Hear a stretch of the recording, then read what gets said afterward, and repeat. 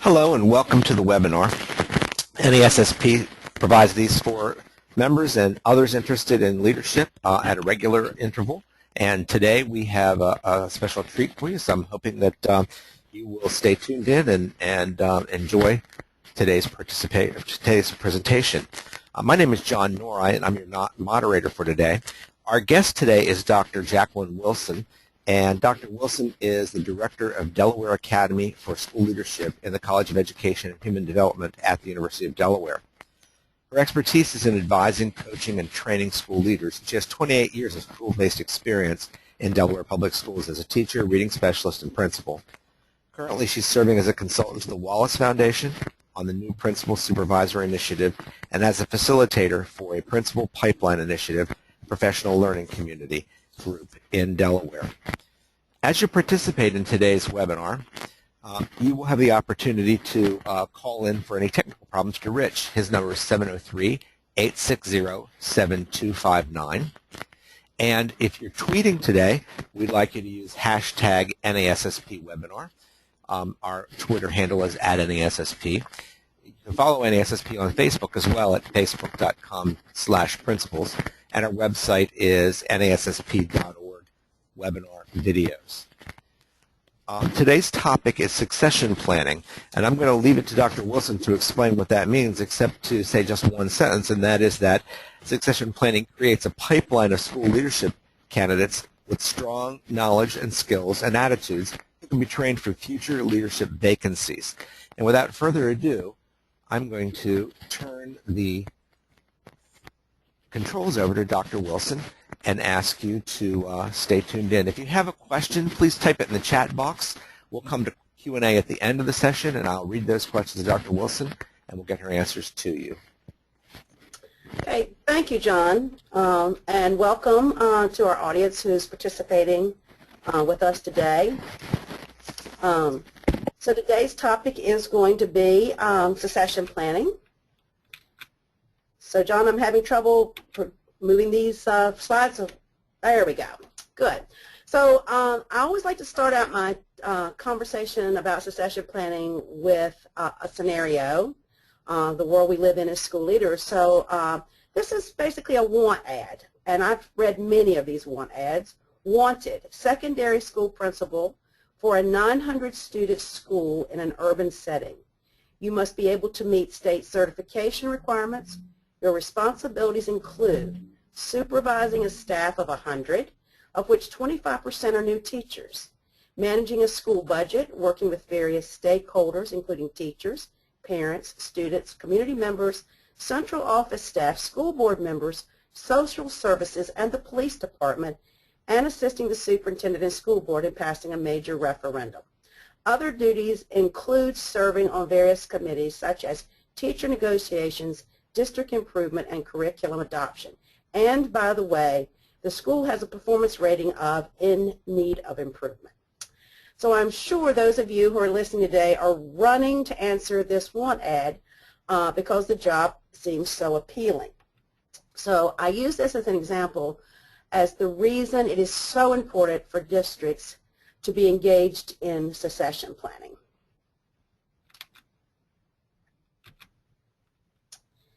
I think my slide will move. Okay. So I have had the opportunity to work with the Wallace Foundation for over a decade as the project director for the state of Delaware as we developed policies and practices around school leadership, and in the past 5 or 6 years to be engaged in some conversations as they've worked with their 6 districts on the Pipeline Initiative and the new districts on the Principal Supervisor Initiative. But the basis of the work that we did in our state and that I led with a variety of stakeholders was to actually develop policies and practices in our state. And so much of what I will share with you today are from my own personal experiences of dealing with school districts and succession planning, but also what I've learned by working with the pipeline districts who are engaged in this work with the Wallace Foundation funding. So Will Miller, who is president of the Wallace Foundation, had an article this past week in the New York Times, and I thought this was a particularly interesting comment he made when he said, we need a bigger pool of outstanding principal candidates. We need to get them into the schools with the greatest challenges, and we need to support them on the job. Right now, that's not happening in enough communities. And I will tell you, I agree with him.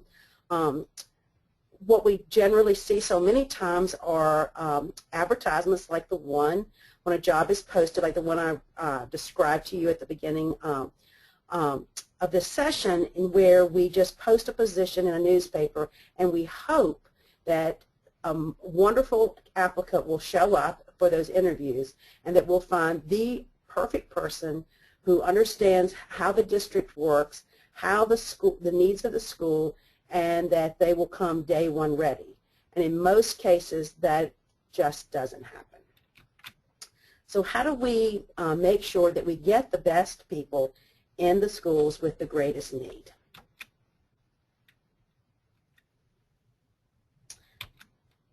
So what is succession planning? Succession planning really is about an organization identifying job openings that may arise. And those arise usually because individuals retire, they are promoted, there's an increase in leader positions in the organization. Succession planning also involves preparing suitable employees through mentoring, training, and job rotation to replace key leadership positions. When I first started working in the area of succession planning for the state of Delaware, one of the things we found is that there were not many great models of succession planning taking place across the country. So we worked primarily with a company that actually did training for Fortune 500 companies. And this was what we learned, is that you really have to begin thinking about developing those individuals who make a commitment to your organization, who you want to invest in, so that you can actually have time to develop those individuals and find where they best fit the organization. And a lot of that is what is going on in the 6 pipeline districts at this time, where they've actually developed a system for identifying talent, which I'll talk a little bit more later.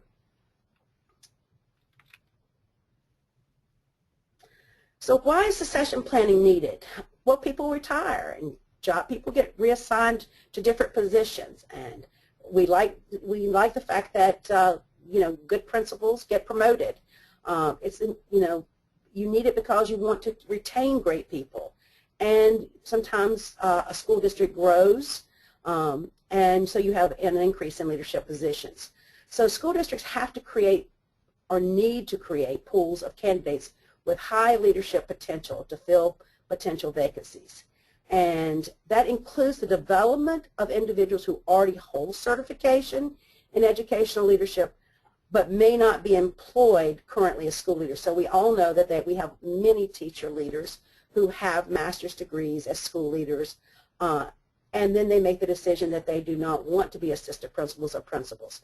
So we need to provide those individuals leadership opportunities as teacher leaders so that they can make those kind of decisions, whether they do feel that after more experience they could then take on some of those assistant principal positions.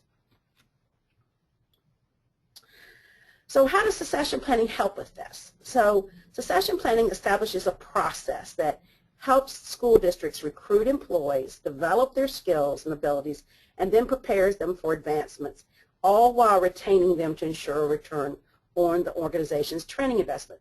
So as an individual, if the district taps me and says, we really see leadership potential in you, and that we want to invest in you and we want to develop your skills and give you some opportunities, a person is more likely to stay at that organization because they see the potential for advancement. And even through some of that training, the individual may decide, I don't really want to be an assistant principal.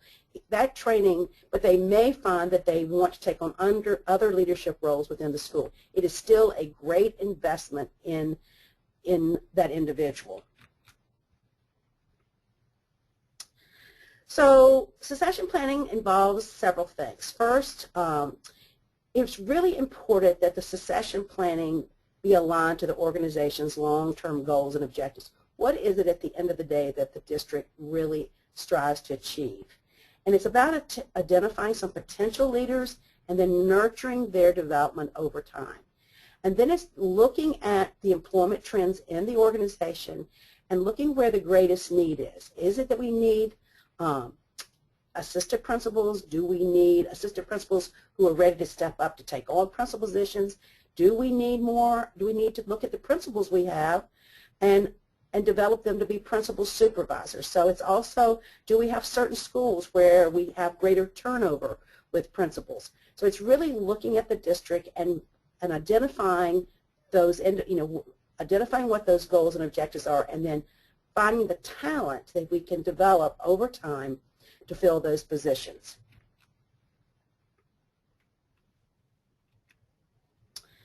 So with good succession planning, your employees are ready to assume those leadership roles as the need arises. So when someone moves into another position or retires or decides that they're going to move to another state, then you have someone who is ready to move into that position immediately, so that we don't have this hole that we're trying to fill. We have someone that we have to rush to hire, that we have to make a quick decision. We have someone who's not been prepared to take on those job responsibilities.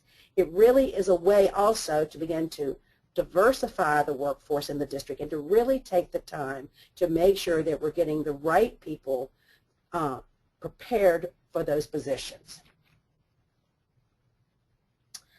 So succession planning needs to focus on what a district's priorities and needs are. So things that district leaders need to consider would be, what is our need and why do we need to expand our pool of people? So many succession plans say, okay, we need assistant principals who are ready to become principals. But more and more we're finding that there are other positions. Maybe we need to think about an assistant superintendent position. Maybe we need to have principal supervisors. Maybe we want to have teacher leaders who are going to be giving opportunities to lead from their classrooms, who will be then ready to move up into assistant principal and principal's positions. The second thing we need to think about are, what are those characteristics or qualities that are required for our potential hires? Each district is distinct and has specific needs. So the district needs to determine, how many years of teaching do we expect for someone who we want in our succession pool? Do we have a requirement of how they've been rated on their performance evaluation? Do we expect certain degrees? Do we need master's degrees or doctoral degrees? Have they given us evidence of demonstrated leadership potential? Have they served on leadership committees, school improvement teams, curriculum committees, been instructional leaders for a department? How many activities have they participated in where we've had opportunities to observe them, leading groups or working in collaboration with other stakeholders? Did they come with recommendations? Do we expect recommendations? What are those personal characteristics? Are they a great collaborator? Are they able to motivate others? Did they demonstrate that grittiness that sometimes we know it takes to be a really great leader in a school that faces challenges? And who's going to determine what these qualifications are going to be for the people we want in our succession pool for our district? So you also need to think about, how are you going to recruit individuals into this succession pool? How are you going to decide how you're going to recruit them, how they're going to be tapped, how they're going to be encouraged to participate? Who's going to make those selections? And how will you screen those applicants? From my experience with working with a variety of programs in our state and also working with the pipeline districts, this is really important, because sometimes we tap individuals and we give them the opportunities to take on some leadership roles as we're putting them through training programs, and we find out and they find out that this is really not the job for them. And so having an opportunity for a person to be able to opt out when they learn, it's really a good thing, because we want to make sure we have people who are really the right fit for what our goals are for our district. A real important piece to developing a strong succession pool is to plan the right activities to meet the identified needs of the district. So how is the district going to provide the experiences and opportunities to develop potential candidates for positions? Those experiences can be done in a variety of ways, but is it going to be through professional development or very identified ways of professional learning? Are we going to be providing mentoring or coaching experiences for individuals in our pool?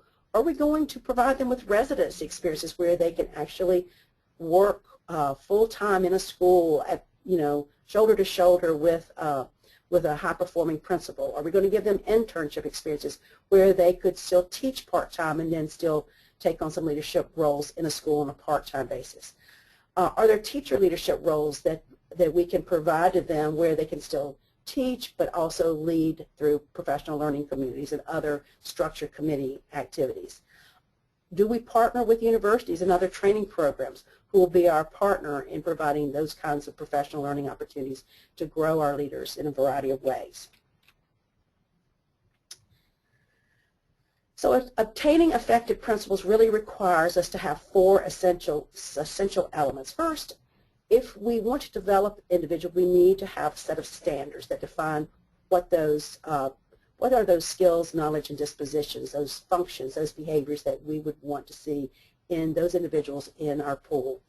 We have to have high-quality training, selective hiring, a combination of solid on-the-job support, and a performance evaluation system. There's a wonderful article written called Principles in the Pipeline by Carly Murphy in the 2012 edition of Learning Forward that really gives much more detail about these four essential elements. So I really encourage you to read that article.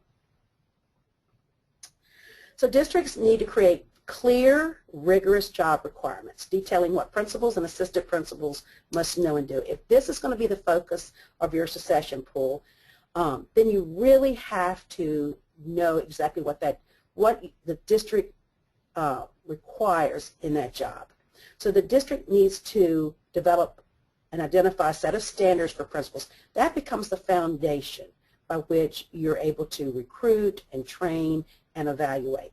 So the district has to reflect on their needs, and then they have to really define what should be taught to those who are in their principal training programs. They need to actually describe those functions and behaviors that you would look for in your candidates. There needs to be a foundation for that continuous growth plan. So if you identify me as someone in the pool and you kind of do a baseline assessment of my skills, then I have a growth plan, and so I know exactly where I need to focus. So maybe I need better communication skills. Maybe I need to have better use of data analysis, data inquiry. So actually developing a specific individual plan so that I continue to grow, so that when a position comes open and I have those skills that I need to have for that job, that we've done a nice match of continuing to grow me. And to determine what is assessed on the job performance evaluations, looking at that performance evaluation system and identifying how you're going to measure and determine if the individual person is effective on those things that the district has identified based on a set of standards. Training is such a key piece of any succession pool program because it's really important that the pre-service principal training programs are aligned to those standards that the district has adopted. Many districts design their own, many adopt national standards, some adopt national standards and then they add to those standards, but it's really important that all the training programs be very closely aligned to what the district has determined as those standards. And preparation programs, whether those be university preparation programs, nonprofit programs, some districts have their own certification programs. These really need to, all the programs that are providing training need to work in collaboration with districts to provide that learning experience. Both the content knowledge that the individual will need for the position, but also for that clinical experience.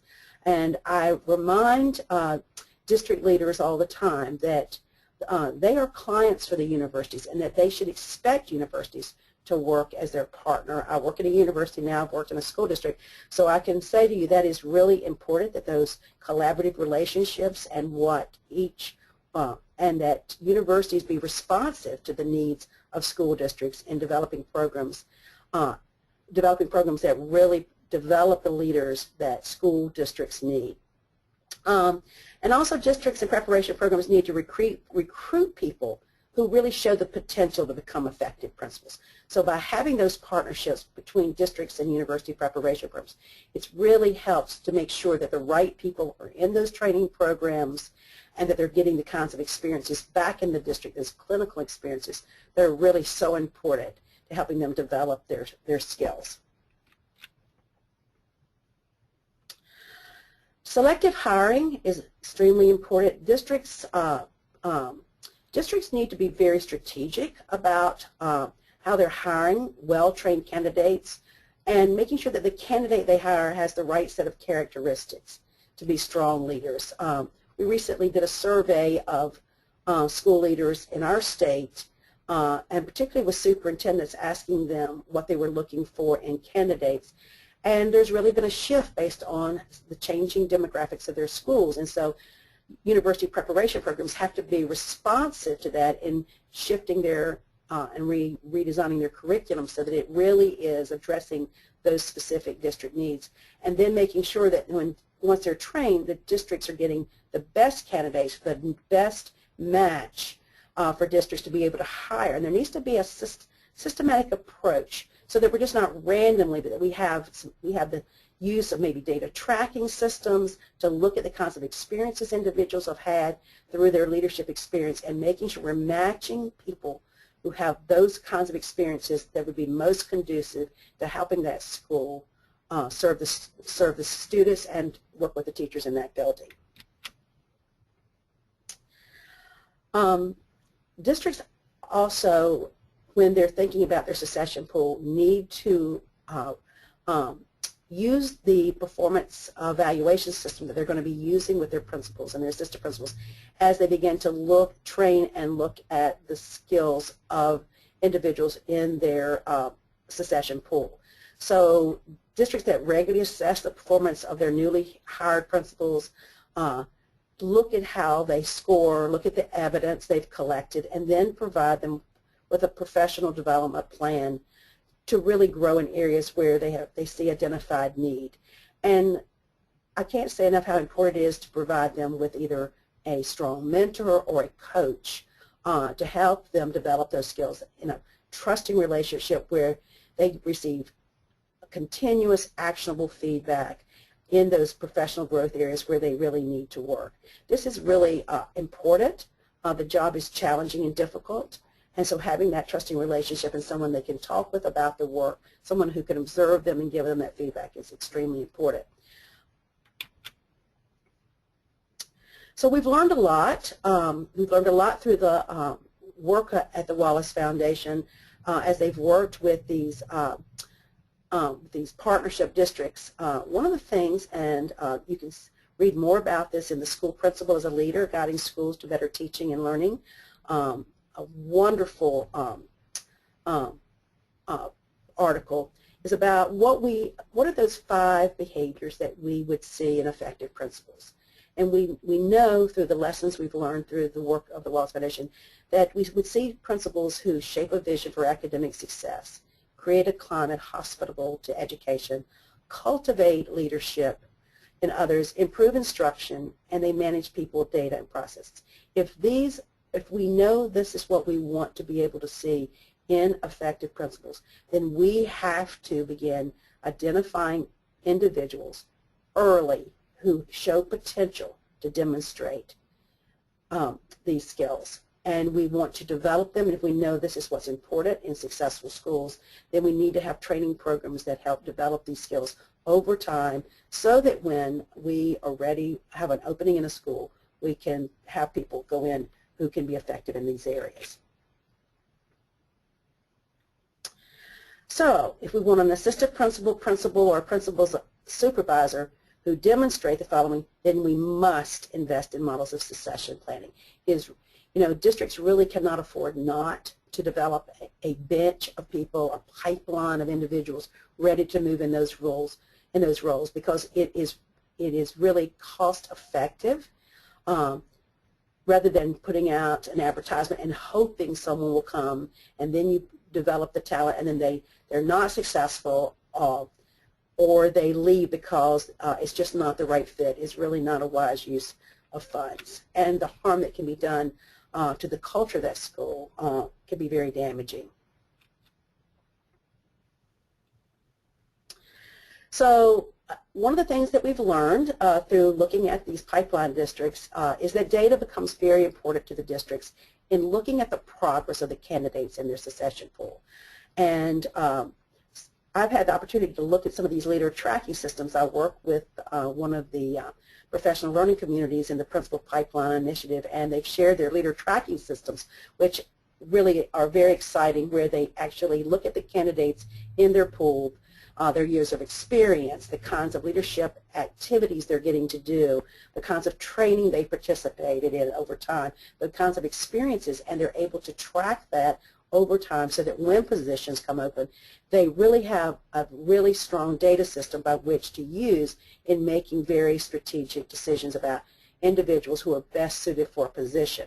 So you can learn more about some of the lessons learned through these through the Pipeline Initiative by looking at the study that the Policy Studies Associates did in districts taking charge of the Principal Pipeline. And all these can be found in the Knowledge Center at the Wallace Foundation website.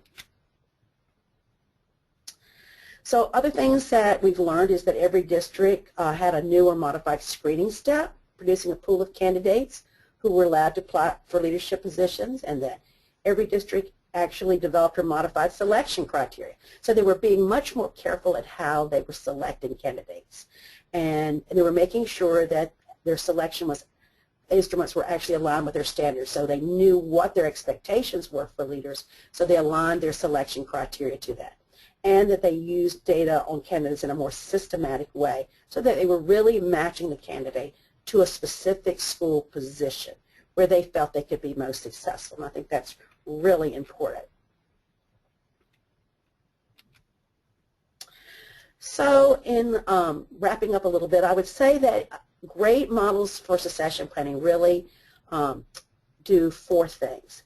They define what it is we're looking for in our succession pool, and that can be defined by looking at what it is we value, what are those behaviors that we want to see in our candidates, those standards for school leaders. And then we prepare our people. We have strategic partnerships with universities and training programs to do a great job in training and making sure that we're providing them clinical opportunities, but also the content they need. And then we select. We do a better job in selecting the right people and matching the person to the position. And then finally, and I can't say this enough, the support is making sure that individuals, once they move into those positions, that we provide them the mentoring and coaching and continuous professional learning opportunities so that we make sure that they're successful and that they stay. So with that, I'm going to turn this back over to John to see if there's any questions. Thank you, Dr. Wilson. We really appreciate that. I have a couple of questions that have come in through the chat box while you were presenting.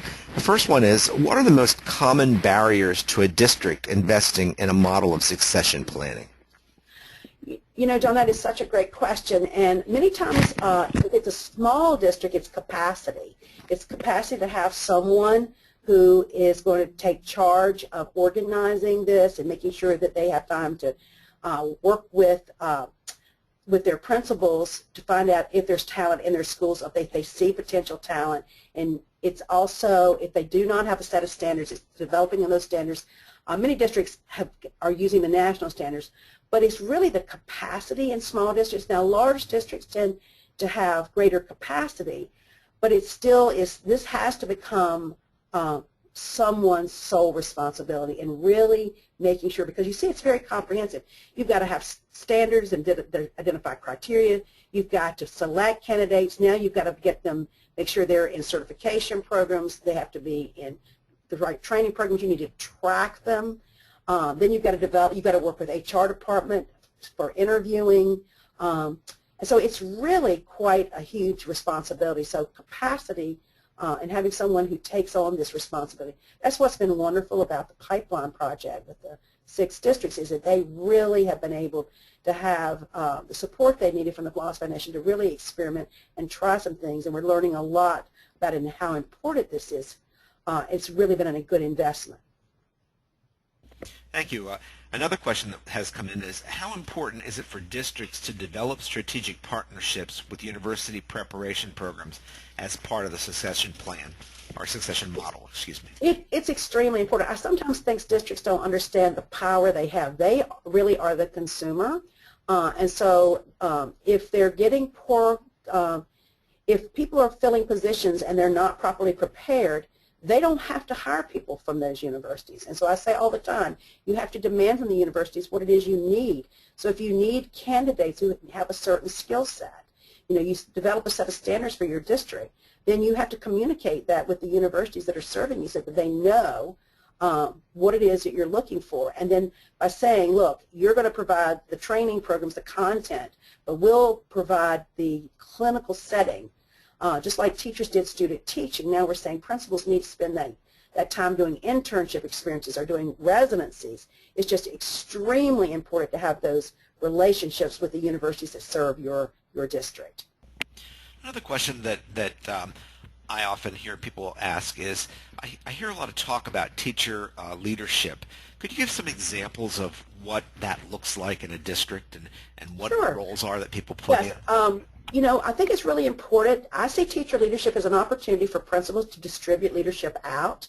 And teacher leadership, and I want to be real clear, I don't think teacher leadership is positional, like a role. You are the teacher leader in our school. Every teacher needs to be a leader in some way. So it may not be in everything, but I believe every teacher should be given opportunities to take on leadership roles. Some maybe will take on more than others, but all should be given.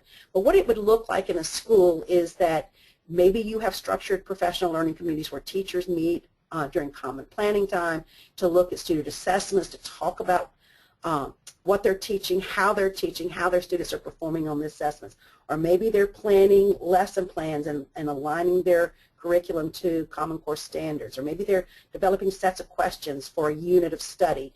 But it's those teachers who are taking on those roles and different roles and responsibilities of working with other teachers. Or it may look like you have a teacher who really works closely with new teachers, making sure that they understand how to develop lesson plans, or that they make sure that they're mentoring them and giving them support. Maybe they're having classroom management issues. So teacher leaders can take on a variety of roles. Maybe they serve and help the principal on looking at school improvement initiatives. But teachers have so much expertise in so many areas, so we need, as principals, we need to distribute that out, giving them opportunities. What we have found through some projects in our state and some other states with which we've worked is that when we distribute that leadership out to teachers, many times teachers will find it just happens naturally. Either they want to lead from their classroom as a teacher leader, or they want to actually join a succession pool in their district and begin to explore more administrative responsibilities. And so it's a great opportunity for them to be able to do that exploration. Another question that just came in is, what promising practices are in place to support first-year principals? For example, leadership coaches for all first-year people. Yeah, well, I can't say enough about how important I think it is for first-year principals to have a coach. Delaware is a race to the top state. We're actually ending 5 years of, we've just finished our 4th year, so our race to the top funds are done. But one of the things we did, I think, well in our state is that we identified that principals need support. And so our principals, we require mentoring for first-year principals, and so districts can design their own mentoring programs for principals. But for specific things, we provide what we call development coaches for our principals, and these development coaches actually assist new principals with teacher evaluation, which is the greatest responsibility principals have in doing that job well. And so these development coaches can actually help them by sitting in on pre-conferences, going into the classroom, watching the lesson with the principal, and then coming back and having a conversation to make sure they're collecting the evidence. So having that thought partner, that person that they can talk to about the work, who has experience, who is really giving them feedback, very, very formative feedback to help them improve their practice. It's just so important. I can't say enough about how important that coaching is. Another question that's come in is, what are your thoughts on resident assistant principals? Applicants selected for the role of AP must complete a 2-year induction program and activities throughout the 2-year period. You know, I wish every single potential principal candidate could have the experience of being doing a residency in a school under, having a strong principal who they could work with all year and almost be like in a acting assistant principal role while they're actually learning. It's expensive. That's always been, we tried to get it funded in our state and we had difficulty in getting it funded. We encourage districts to use some of their positions for that.